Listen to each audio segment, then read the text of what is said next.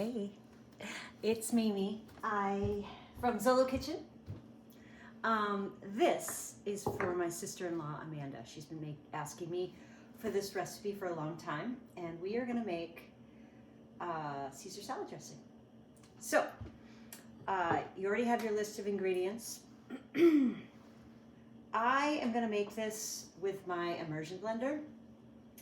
If you do not have an immersion blender, you can do this in a regular blender, like a bullet or a regular blender. It doesn't really matter. Although, if you've got one of these things and you're like, what the hell do I do with it? Here we go. So, one thing about the immersion blender, if you're making things that are like sauces and such, is you want narrow and deep as opposed to a shallow dish. So I'm going to use a ball jar, and we are going to take our, I'm going to put about 3 cloves of garlic in here. 4. If you like garlic, you put more. If you don't like garlic, you don't have to put any more. And then I'm going to put about 2 tablespoons of capers. The capers are going to give it that, I don't know, salty, briny kind of flavor that you would, oops, I just dumped the juice in there. I didn't mean to do that. I mean, you probably could put the juice in, but I'm not going to. I'm just going to put capers in. So that's 2 tablespoons of capers, 2, 3, 4 cloves of garlic, and we're going to do 1/3 of a cup of lemon juice. I'm pretty sure that's not 1/3, so I'm just going to do a little bit more in here, and then I will certainly measure it out. I mean, the nice thing about dressings is you can mess around with them a little bit and add a little more or less of what you like. So that's 1/3 of a cup. And nutritional yeast. We're going to do about 1/4 of a cup. That's what's going to give it maybe the cheesiness that you would typically get in a Caesar, because usually there's some sort of cheese in the salad itself. Now, the other option, obviously, if you are making a Caesar salad, is to, hold on, yeah. I'm gonna do a 1/2 cup of walnuts, is to put like grated cheese on the salad itself instead of in the dressing.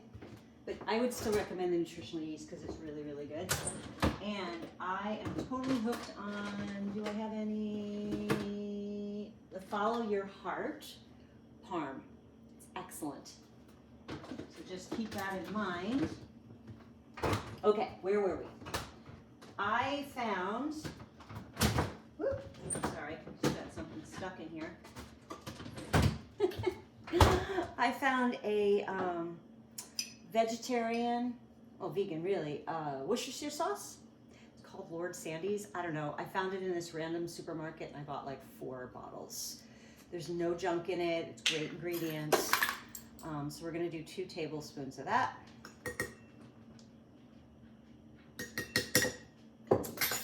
And I'm going to do like a teaspoon of Dijon.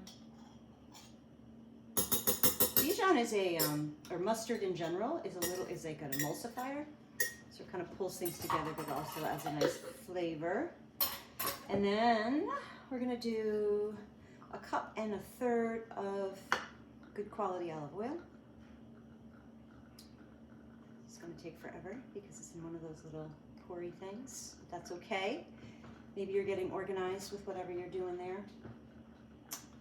And yeah, so anyways, I also am going to add as an optional ingredient about a couple tablespoons, which is 1/8 of a cup of Vegenaise. That's just going to make the dressing more creamy. It's not required. I think it's delicious without it, but I think it adds a little bit more of that richness that I think a traditional Caesar salad dressing has egg yolk in it, I think. So I'm thinking this is sort of an eggy kind of situation here where we got the... And then lastly, I'm gonna be, what's the word? There's a word for it, but I'm gonna put less salt than I think I should. Because I tend to have a very heavy hand with salt. I love salt, but if it gets too salty, it's really hard to unsalt it. So I just did like a teaspoon, but then you can always add more, right? All right, here we go. This thing's amazing. I love it. I mean, obviously you can do soups and stuff with it, but I really like, look at that. Done. That is so quick, easy.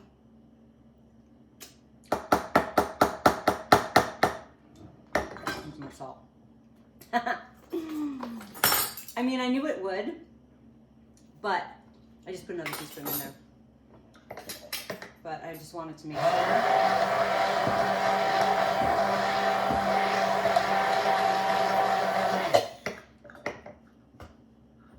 are we doing? Yeah, good. Okay, so this is definitely on the lemony side. If you like less acid, you can certainly take that lemon juice down to a 1/4 cup. The lemon will really come through because it's got that tart brightness. But pretty straightforward. And then you can play with whatever flavors that you think would be good. I'm actually going to throw in another tablespoon of capers because I'm just not getting that brininess that I want. So let's say 3, I'll put this in the instructions, 3 tablespoons. And I'm gonna do another tablespoon of the Worcestershire sauce.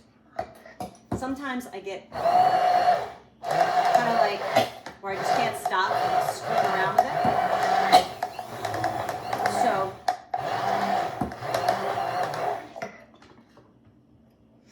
there's a point to which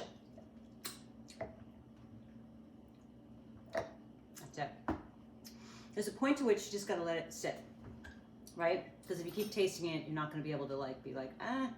So I would say, pop it in the fridge, let it mingle, let all the flavors combine, and then try it again. And if you want more salt, or more sweet, or more tart, you add a little more of any of those things. If you like to balance it with a little sweetness, you could always put like a little, really small amount of agave. I wouldn't do too much, it would really overpower it. Maybe like a teaspoon or less if you want a little bit more of that balance, but yeah, delicious.